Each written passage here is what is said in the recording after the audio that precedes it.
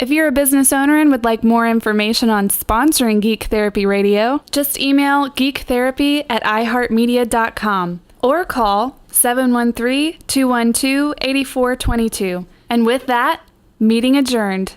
Let's get our geek on. High tech, low tech, or no tech. Through our hobbies and our passions, the geek comes out in us all. The world's of geekdom. I am a geek and I'm proud of it. Geeks. Geeks unite. Well, let's get those nerds! Nerds! No! Did you just call me a nerd? Not all geeks are nerds. Yeah. This is Geek Therapy Radio. What are we waiting for? And now your mental curator, Johnny Hamburger. Welcome, one and all geeks. And if you're just tuning in, you're driving around, and you've tuned in to KPRC 950 on this fine Saturday night. Well, I guess technically Sunday morning. It's midnight. You might not think you're a geek because you're into cars, or you're into football, or you're into, dare I say, firearms. But you are a geek, and while I will not cover so much firearms on this show, the point is, you are fascinated by things, so that makes you a geek. I'm sorry to tell you, you're a geek. But the good thing is, as Sarah will tell you, my hot and sexy girlfriend, geeks are sexy. I'm not saying she's sexy because she's a geek. I'm saying I'm sexy because I'm a geek. She's sexy just because she's a good-looking woman. And she's intelligent and smart. And I just saved my bacon with those last few words. But geeks are sexy. So you're driving around, you're into your thing, you're sexy. There's a commercial that's airing on KTRH right now about going to drone school. Going to drone school so you can get certified as a drone operator and start a drone business. You know, when I got my drone, I had so many people, by so many, I mean 2 or 3 people saying, you should come out. My company does a lot of surveying for construction and whatnot. You need to come out there and survey land, and we'll pay you to survey the land. Now, I turned it down because I didn't want to start that business. Now, maybe that didn't make a lot of business sense because there's good money there.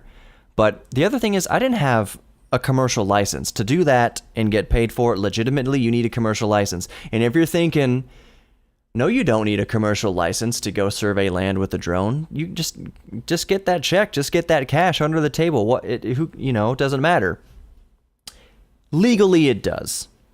If something goes wrong in that construction site, you need to be a licensed drone operator. So when the lawyers are looking into it, when the company's on trial, do you understand how huge of a liability that is that they had an unlicensed surveyor, just somebody's nephew with a drone, basically, out there taking survey work of the land? Now, I know it's not as mathematical and critical. You're not using survey equipment. You're just kind of getting a general scope of the surrounding land. But still, when you're doing $1 million projects, everyone needs to be licensed. Every single person involved with it needs to be licensed for legal reasons, for liability reasons. So anyways, there's a commercial that airs on KTRH. I don't know what the company's name is. I forgot. But it gets you licensed, and they say you don't even need to be a drone pilot yet. All you need is the desire to do it. And I hope on the video here, I slipped my leg up. I'm just wearing boxers right now. It goes, remember, people often speculate that newscasters on TV were not wearing pants under the desk. Sometimes that's true. Right now, especially because of the magic of radio, and because most people listening right now aren't listening on YouTube where they can see what I'm doing. For everyone listening, sure, I'm wearing pants. For everyone with eyes on YouTube, you see that I'm not. I'm just wearing boxers. Let's get on to a real topic. So far, I've said that you're all geeks and geeks are sexy, and that drone surveyors need to be licensed, and I save my bacon by calling Sarah sexy because she's intelligent and strong and independent, not just because she's good looking, which she is. but she's also very smart and very sexy because she's intelligent. And I'm just going to stop talking about that now because I'm just digging deeper holes. Let's get on to real topic. A 55-year-old Spanish woman dies from bee sting acupuncture. Though that's one of those sentences that you almost can't make up. It's so absurd that it has to be true. Like, that string of words put together is so random that it has to be true, and it is true. 55-year-old Spanish woman dies of bee sting acupuncture. It's not actually called acupuncture. This type of acupuncture is called apipuncture, A-P-I, puncture, apipuncture, and it uses live stinging bees instead of, sanitized acupuncture needles. This method is peddled by, as you can probably guess, non-medical practitioners, and in recent years, of course, has generated a buzz, get it, in Hollywood. Oh, man. Anyways, the biggest spokesperson for this apipuncture, using stinging bees instead of needles, is Gwyneth Paltrow, which took me a while to picture her because I know what she looks like now. I remembered. She blonde, right? Yeah, she's an Iron Man. Oh, she's an Iron Man. That's right. She's Tony Stark's girlfriend or secretary or whatever. Both. She's both. With an L, both. Anyways, Gwyneth Paltrow is the biggest spokesperson for this bee sting acupuncture, and she has her lifestyle brand that's called Goop. Her trendy, posh lifestyle brand. Oprah has Harpo, but that's her magazine. People have these lifestyle brands that they make. What's the dog food? Kelly, what's that name? The cook, Kelly. You know what I'm talking about? Rachel Ray. Yeah. Her dog food. What is it called? Delish. I don't know what it's called, but anyway, all these celebrities have their side brands, and Gwyneth Paltrow's lifestyle brand is called Goop. Goop. Goop. Which backwards is Poog. There's just no good way to... What was she thinking? Anyways, this brand that she created, this lifestyle brand, she's the biggest proponent for bee sting acupuncture. Now, they claim, the people who do this claim that the insect venom relieves ailments like inflammation, arthritis, pain, and some skin issues. All right, so listeners, so my fellow geeks, which is all of you, and geeks are sexy, what do you think, or where do you think the science stands on this? What do you think the evidence shows in regards to these claims? That's right, it's pure schlock. It's nonsense. It's literally snake oil, except bee oil. Venom. It's venom. It's venom. It's bad. It's goop. Sarah can take the credit for that one. I heard her in the back of the room say it. It's pure, unadulterated goop. The evidence to back these claims is weak and at best mixed, meaning there's tons of margin for error here in their findings. Most studies expose serious risks associated with bee sting therapy, including anaphylaxis, stroke, and holy moly, death. Yes, Jack, death. In fact, those with no allergies at all develop them after prolonged exposure, meaning people who go in, like this woman, this 55-year-old woman, go in with no prior illnesses, they develop allergies to bee stings, to bee venom. Can you call it venom if it comes out their butt?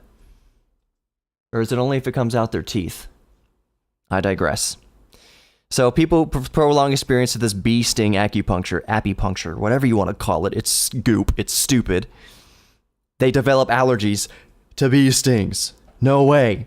So the 55-year-old woman who died, she was going to these sessions once a month for 2 years, like I said, with no prior health issues. She says she can't say anything because she's dead. She sought the treatment for stress relief and some muscle tightness. Is stress medical? I mean, I think it is, but like, if you have a high enough stress to warrant seeking some sort of treatment for it, wouldn't you go to a doctor? One with a diploma? And not go to some bee sting acupuncturist you saw in goop? Sarah asked me, why you want to lead with this story? And I was like, because I'm feeling sassy tonight. And I am feeling sassy and snarky tonight. But this story is ridiculous. Do you not agree? Let's continue. So she went to get this treatment once a month for 2 years so she could treat her stress and muscle tightness, something you'd go to a doctor for and a physical therapist for. People with diplomas, people backed by science and education. During her last session,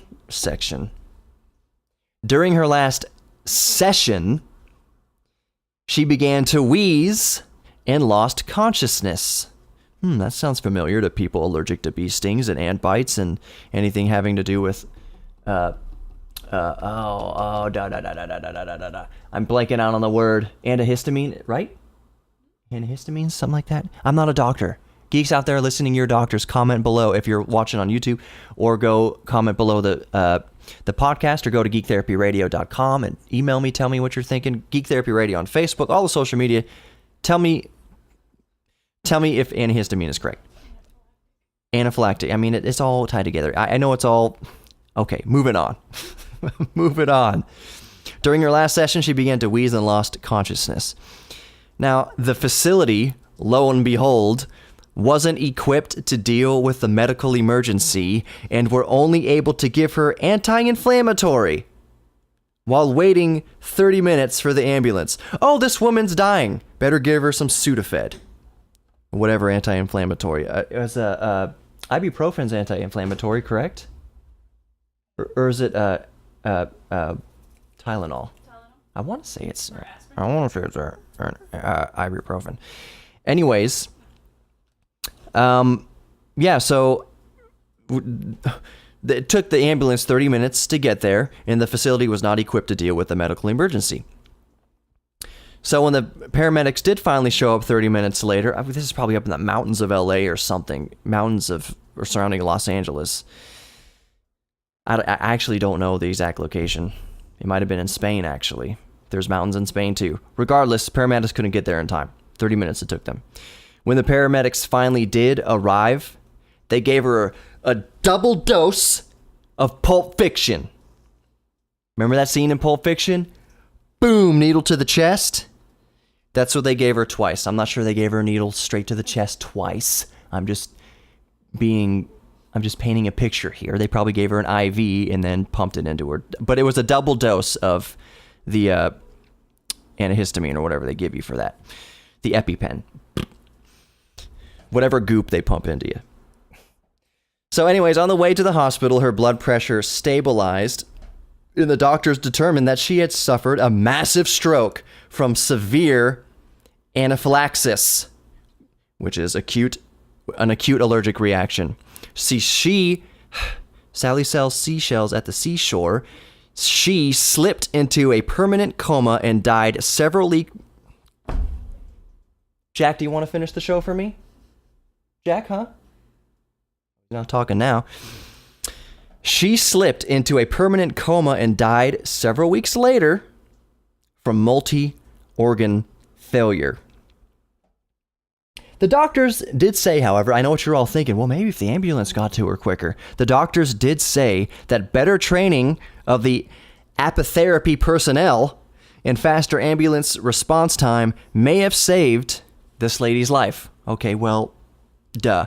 But that such favorable conditions might not be realistic or possible in such clinics, which is the nice way of saying, if you're going to some shack where they're stinging you with bees for therapy, yeah, they're probably not going to have defibrillators and all necessary medical equipment to revive or help somebody in distress. But scientists are usually, like I said last week about Stephen Hawking, they're usually more diplomatic about saying such things. Basically that these people are stupid, they're ill-prepared, people are going to die, which is exactly what happened.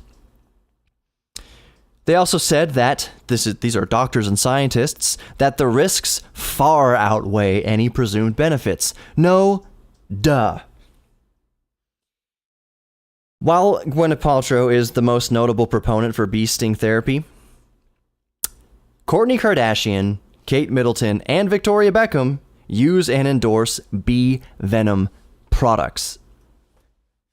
Now, my dear geeks, in regards to putting bee venom anywhere near you,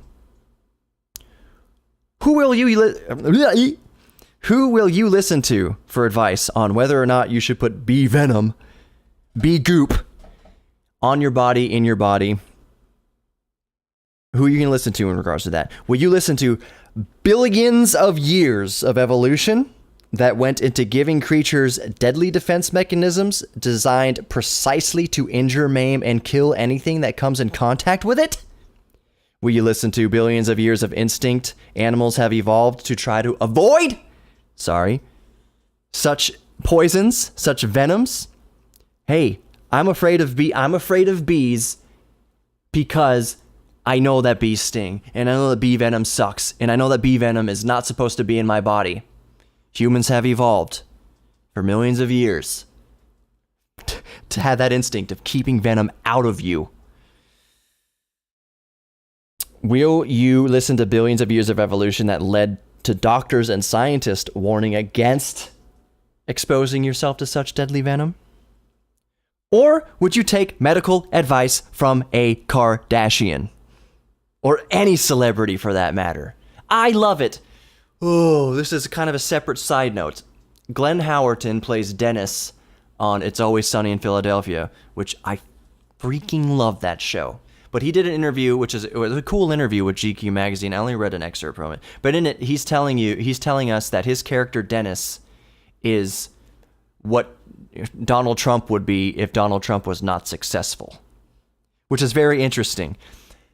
So, of course, a celebrity in a GQ magazine starts going off on a political diatribe, but he goes off even further to say that money doesn't fill the void in your life. Money doesn't make you happy. Blah, blah, blah. So I love it when millionaire celebrities tell me what makes people happy. Did you hear me when I said that? Millionaires. And let's be real, money is probably the number one stress in most people's lives. I just spent $1,600 freaking dollars at the car repair shop. It hurts. It sucks. Millionaires don't have to worry about that. That huge load of stress is not on their shoulders anymore. So I love hearing millionaires tell me what makes people happy, and that it's not money. Jim Carrey did the same thing. So tell me, celebrity millionaires tell you to put bee venom into your bloodstream.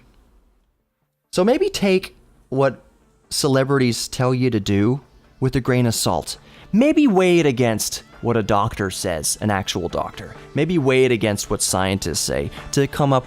I'm not telling you, well, yes, I am telling you, don't go get bee acupuncture. That's stupid. Anyways, I'm going to go with the doctors, scientists, and billions of years of ingrained instinct. Thanks. And I'm sure many of you geeks out there would agree with me. More Geek Therapy Radio coming up. I'm Johnny Hamburger, geektherapyradio.com. It's your old buddy Outlaw Dave. You're listening to Geek Therapy Radio. Now, I hope you're taking notes because this is important stuff.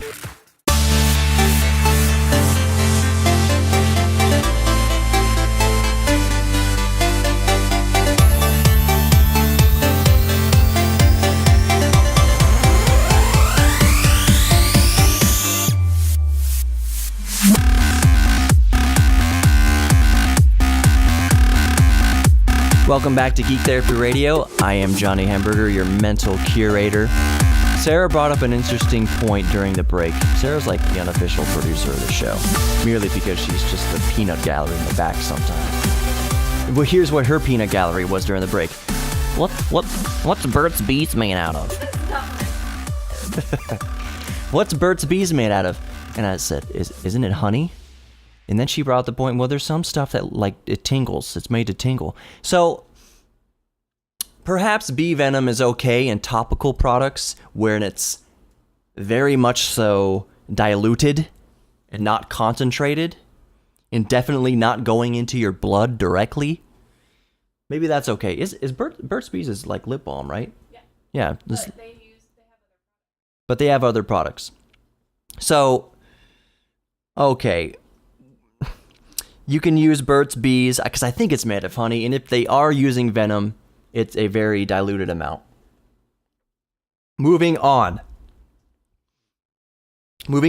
I'm sure lots of you have heard this week about the self-driving autonomous Uber vehicle that struck and killed a pedestrian. Let's talk about that for a minute. It was not a matter of if, it was a matter of when an autonomous vehicle would be involved in a deadly accident. Although, arguably, that Tesla accident from a couple years ago where the driver put it into autopilot mode and it slid under the trailer of a semi-truck. But that's not an autonomous vehicle. That was a vehicle in autopilot mode, which, by the way, and I've stressed this in past episodes, that autopilot mode in any lane departure mode or lane hold mode of any car, like Infinities and stuff, and in cruise control radar, stuff like that, it still says on every available screen in the car to keep your hands on the wheel and keep your feet by the pedals, or at least close, like hovering. Like, you're not supposed to put these vehicles, the Tesla or these Infinities or whatever car you have that has lane hold, or radar-guided cruise control, or autopilot mode as Tesla has, you are not supposed to just engage that mode and then start reading your newspaper or playing your Nintendo Switch like me and Nathan talked about a few episodes ago. You are supposed to pay attention. So this autonomous Uber vehicle, it was a Volvo SUV. I don't know exactly what model SUV. It doesn't really matter. Uber was testing this technology, and Uber already is a few years behind when it comes to getting into the autonomous research game, which to me is evident a little bit in this accident here. See, what had happened was, it was the middle of the night in Tempe, Arizona. Arizona is where they've been really rolling out these autonomous vehicle tests. Middle of the night, Tempe, Arizona, coming around a blind curve at 45 miles an hour, the speed limit. The car did have a safety driver in the passenger seat. Or maybe actually behind the wheel. There was a human being in the car who was able to stop the car in an emergency situation. That's required right now. At least during certain stages of testing, it's required that a human being be in there to stop the car if it's going out of control or for whatever reason.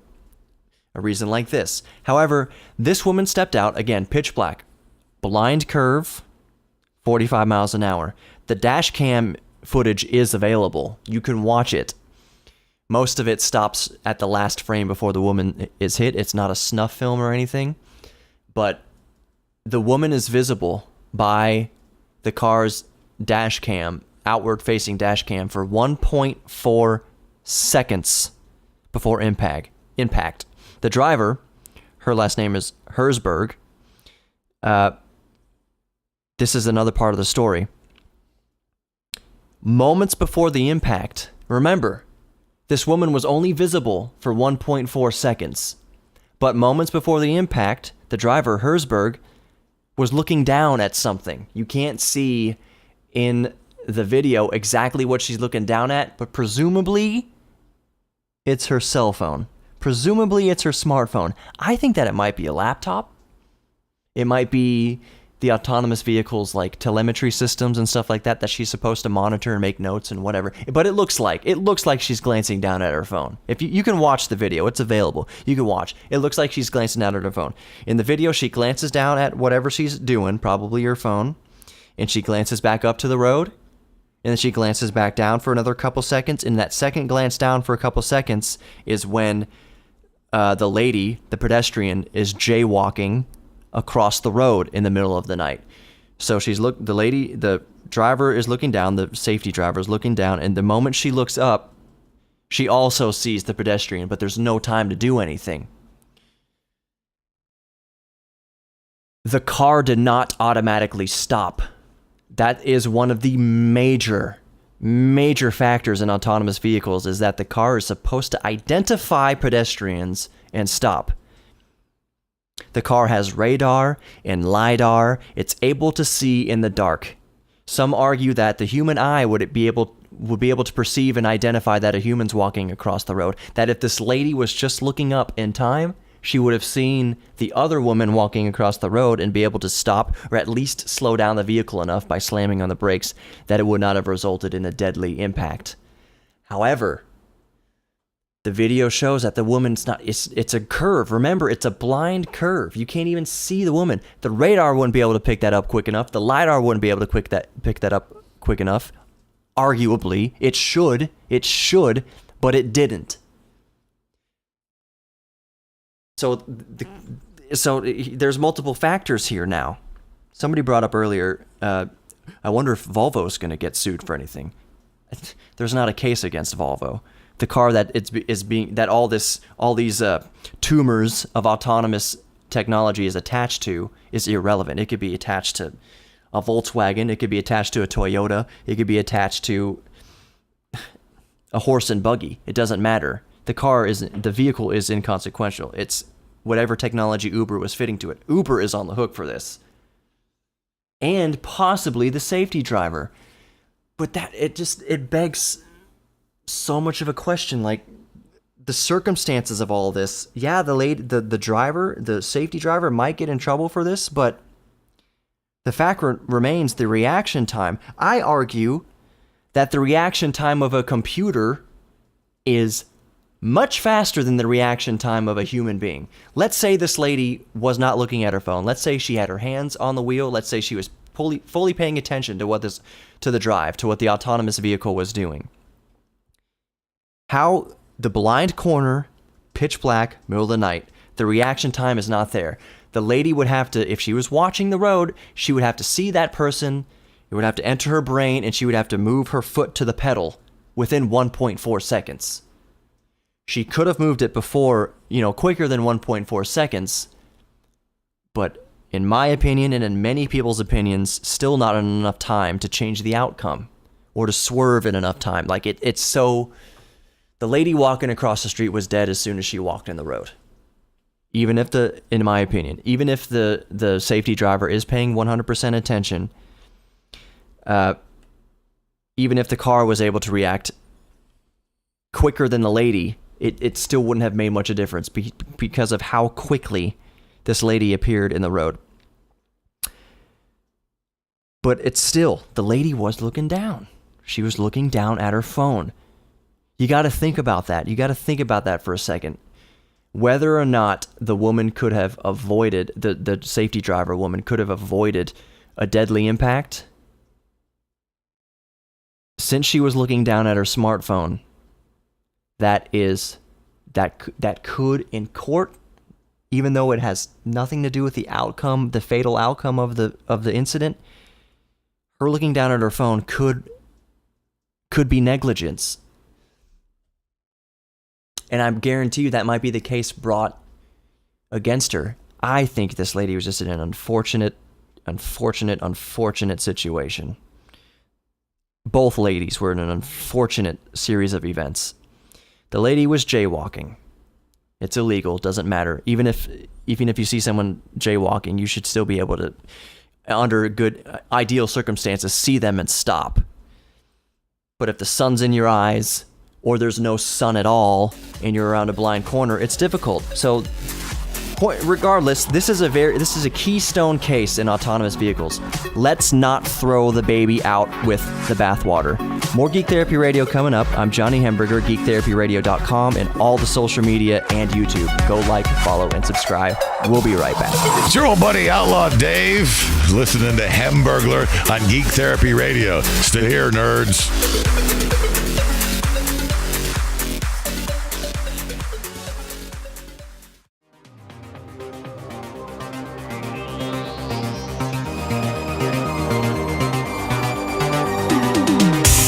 Welcome back to Geek Therapy Radio.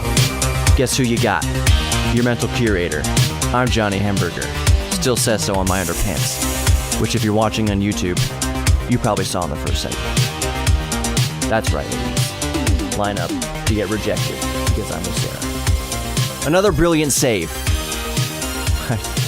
by Johnny Hamburger. This chair that I'm sitting on is absolute ass. It's not good.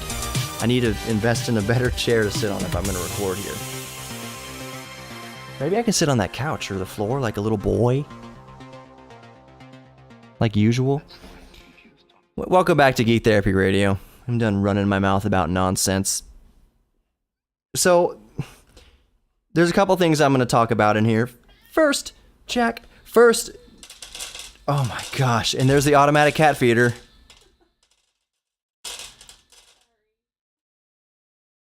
Alrighty, live radio. Live recorded radio that I could have edited but didn't.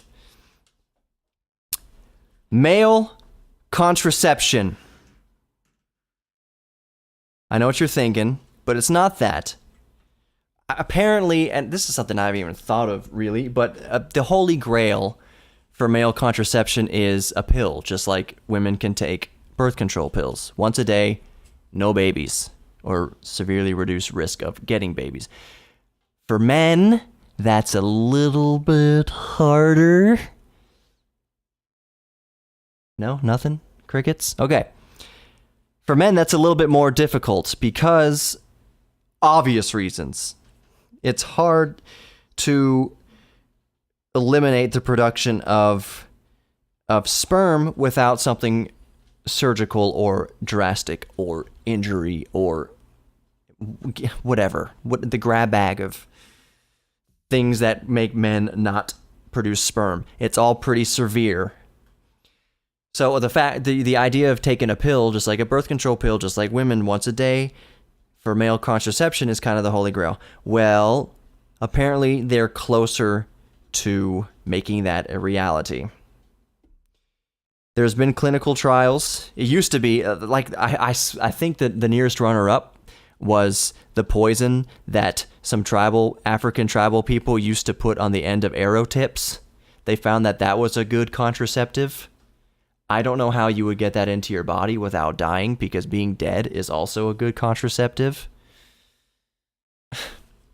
But there's a new type of fatty acid that they could attach this chemical to that would slow the release of the chemical to theoretically make it so that men can take one pill a day and not make babies. Now, what I originally wasn't going to talk about this because Sarah said this isn't really a geeky subject. I kind of would beg to differ, because if it's one thing all men have in common, it's controlling when you have babies. So, as much as we can, so I'm only going to talk about this for a minute. Mainly because the abbreviation for this chemical that they found that they're doing clinical tests to prevent fertilization, the acronym is funny. The actual chemical, I'm going to try to pronounce it because it is just impossible, but I'm going to try it here. The male contraceptive chemical is called dimethadrolone undecanoate. I don't know. Dimethadrolone undecanoate. It's unbelievably difficult to pronounce. But the abbreviation is DMAU. And that's funny because if you say that real fast, it sounds like, damn you! because, like, you can't make sperms. Moving on. DMAU. DMAU. I did do it again, and I'm probably going to do it one more time. DMAU. Moving on. A couple weeks ago, I talked about a female engineer going for not just the female land speed record on her motorcycle, but going for the land speed record on a motorcycle in the world, fastest human being on Earth on a motorcycle, and it's going to be an EV. She has said that these speed tests are kind of like the final exam for your engineering product. Remember, go back to that episode, I forget, but her name is, what number it is, but it's Eva Heckinson. And she said it's like the final exam for your engineering product. She said that she hated speed. She doesn't like speed. It's scary. She wakes up, she doesn't want to do it, but she loves engineering.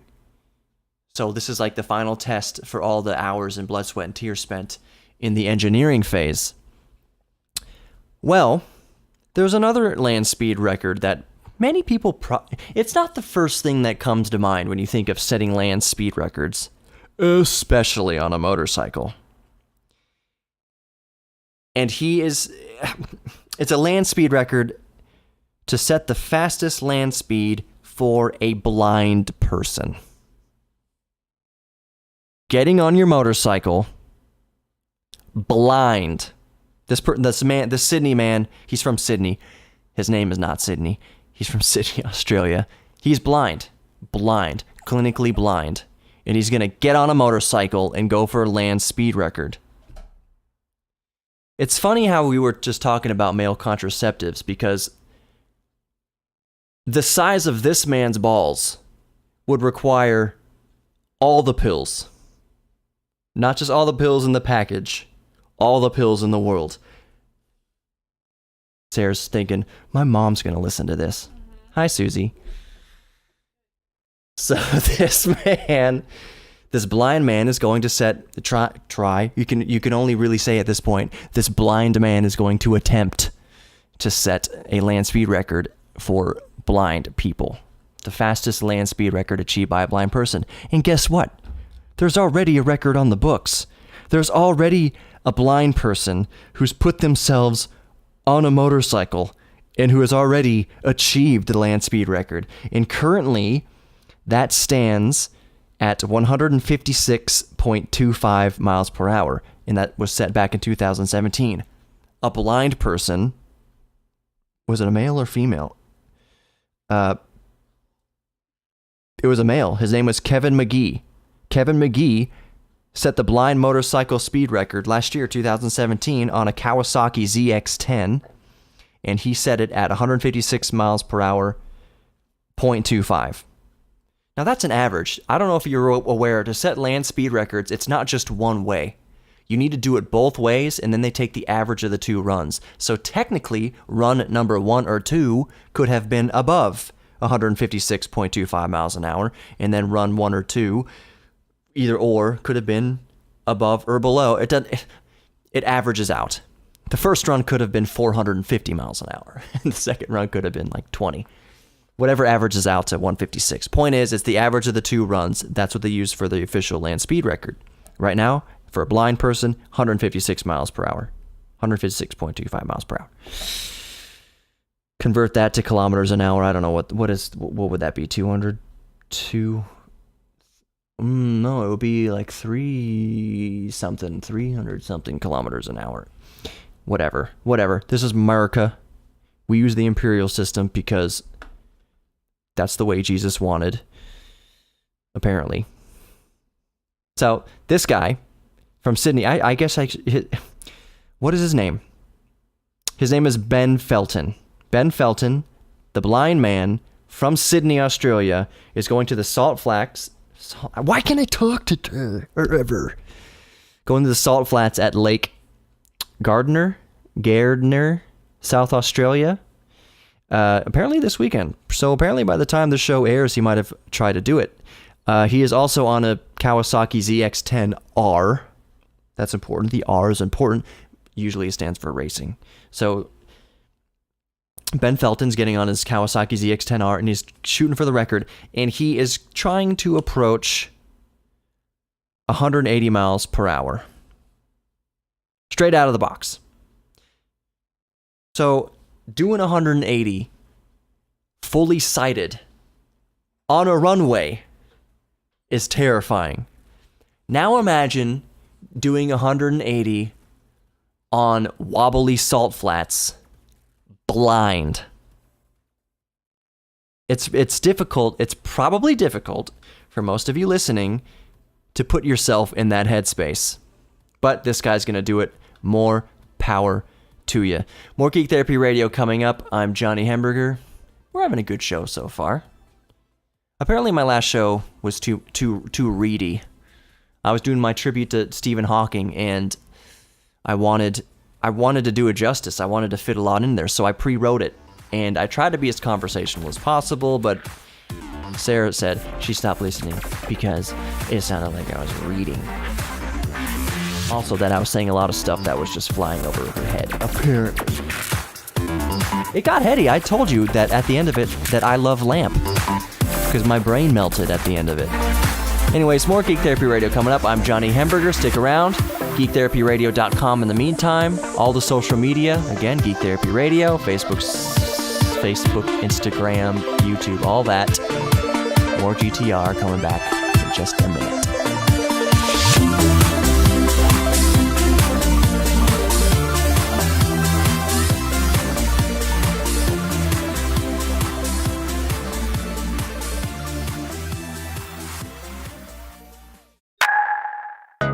It's your old buddy Outlaw Dave, and you were listening to Hamburglar on Geek Therapy Radio. Wait, there will be a quiz at the end of the show. Welcome back to Geek Therapy Radio.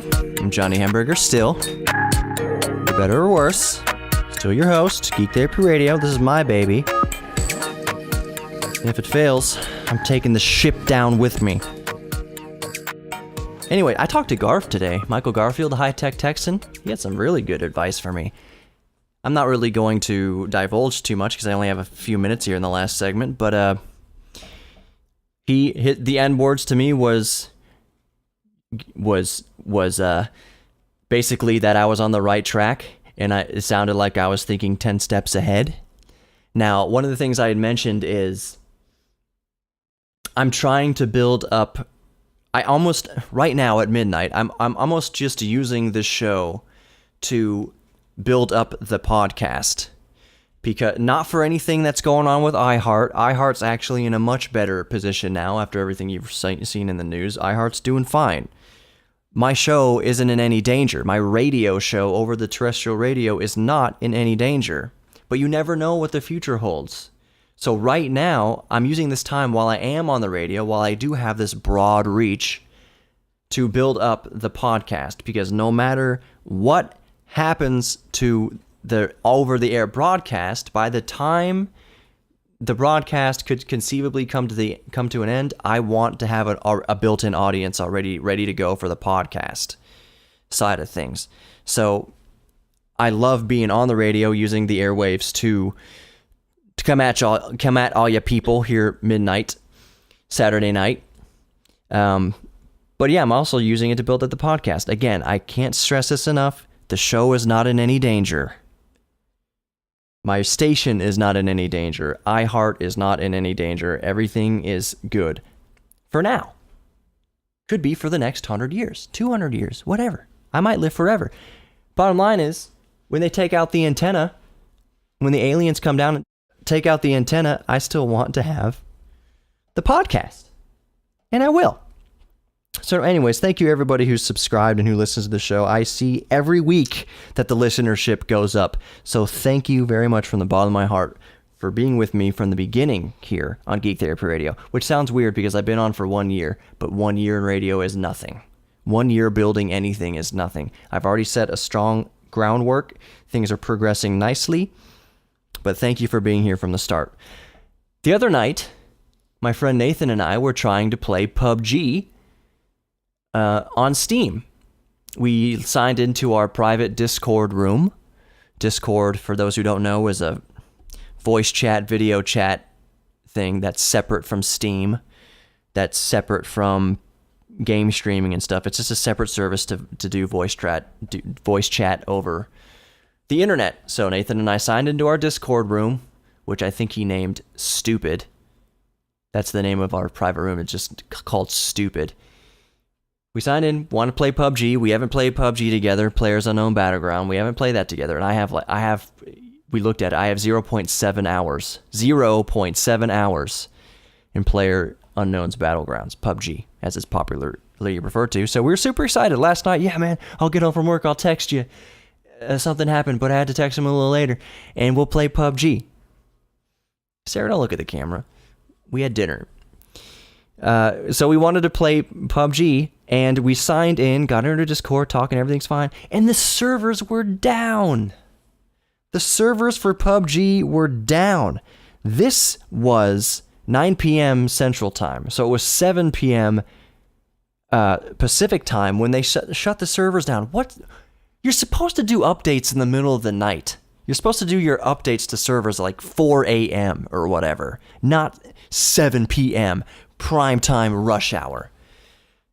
I still don't know why they were updating the servers. I'm sure it was hopefully something useful, but it was kind of a bummer to sign in. Oh yeah, we're going to play PUBG. First time ever playing PUBG together online. And then servers updating. It was dumb. A couple quick things before I get out. Ray tracing for graphics cards, for GPUs. A new algorithm that's going to allow for games to build images in real time that are movie quality. So the stuff you see on the latest Pixar film and the latest like CGI, how awesome it looks, we're a step closer to getting that in real time in gaming. Right now, it takes a $60,000 GPU, and it can only do it at 24 frames per second. But go watch the Star Wars trailer. Just type in YouTube ray tracing Star Wars and look at this thing. Essentially what ray tracing is, it's a much more sophisticated way to manipulate light in the scene. So reflections and light bouncing off of stuff. So they have stormtroopers with their shiny suits, and it looks incredible. It looks like real life. It's crazy. That's coming down the pipe. Probably in the next few years. So that's going to do it for Geek Therapy Radio this week. I am Johnny Hemberger, your mental curator. I've got a big backlog of podcasts you can go listen to. Just type Geek Therapy Radio into Google. Make sure it's with Johnny Hemberger. And go find my whole backlog of podcasts on the iHeartRadio app. You can also get it on Spreaker and iTunes and all sorts of various outlets. Thank you for spending this hour with me this week. Actually, this 48 minutes with me this week. You all have been great. Be good to each other, love each other, but most importantly, love yourself. See you next week. Remember to like, follow, and subscribe to Geek Therapy Radio on Facebook, Instagram, and YouTube.